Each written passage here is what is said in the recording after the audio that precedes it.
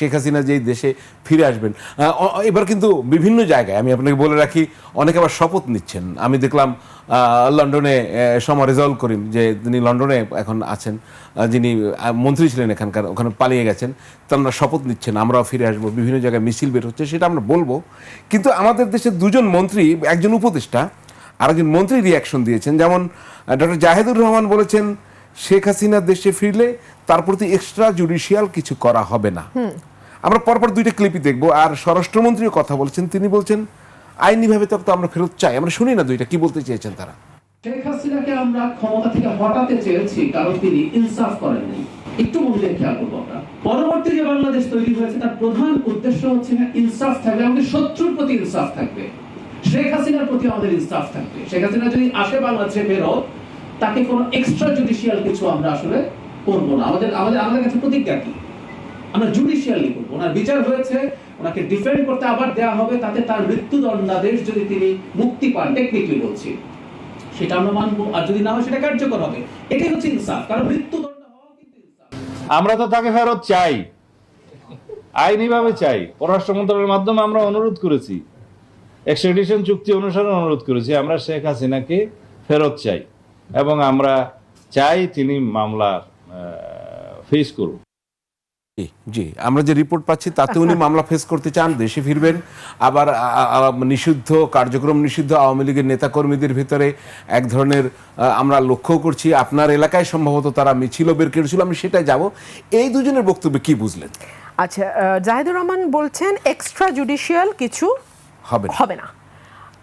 Extra judicial কি? What is extra judicial?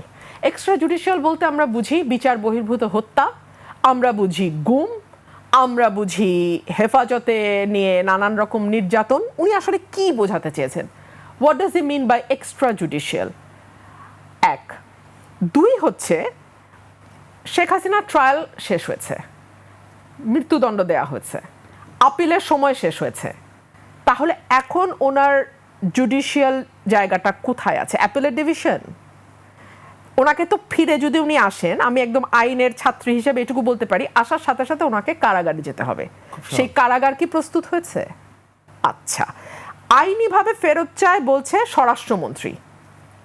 একটা note verbal দেয়া ছাড়া আইনি কোনোভাবে ফেরত চাওয়া হয়েছে বলে আমাদের জানা নাই। তবে স্বরাষ্ট্রমন্ত্রী যেহেতু অনেক বিজ্ঞ ব্যক্তি, যিনি তার ডিপার্টমেন্ট বা তার মন্ত্রণালয় ছাড়া অন্য মন্ত্রণালয় এবং বিশেষ করে আইন মন্ত্রণালয়ের ব্যাপারে অতি দক্ষ, সুতরাং আইনমন্ত্রী যে কথা বলার কথা ছিল সে কথা স্বরাষ্ট্রমন্ত্রী বলছেন যে আইনিভাবে ফেরত চেয়েছি। আইনিভাবে তো আইনমন্ত্রী বলবে যে আইনিভাবে আমরা, উনি একটা ওপিনিয়ন দেবে আইন মন্ত্রণালয় থেকে, এই ওপিনিয়ন অনুযায়ী বাকি কাজটা পররাষ্ট্র মন্ত্রণালয় করবে। এখানে স্বরাষ্ট্র আসলো কি করে? আপনি আমাকে একটু বুঝায় বলেন, আমি বুঝি নাই। মানে স্বরাষ্ট্র তো এখানে, উনি তো বাংলাদেশে নাই যে ওনাকে ধরা না ধরা, ওনার বিরুদ্ধে কিছু করা না করে, ইট হ্যাজ বিন ওভার, এটা শেষ। এখন আইনমন্ত্রী বলবেন যে আইনিভাবে আমরা ওপিনিয়ন দেবেন কিভাবে চাইতে হবে, সেই ওপিনিয়ন ওয়াইজ যে আইন অনুযায়ী চাওয়া যায় সেই ওপিনিয়ন ওয়াইজ পররাষ্ট্র এটাকে হ্যান্ডেল করবে। যাই হোক, এখন এটা তো মানে আমি যেটা বোঝার চেষ্টা করছি, মানে এটা কি আলোচনা হচ্ছে কেন? আপনি শোনেন, ভয়ে ভয়ে ধরেন শেখ হাসিনা সত্যি সত্যি ফিরলো, কথার কথা, সবচেয়ে বেশি বেকায়দায় কে পড়বে আমারে বলেন?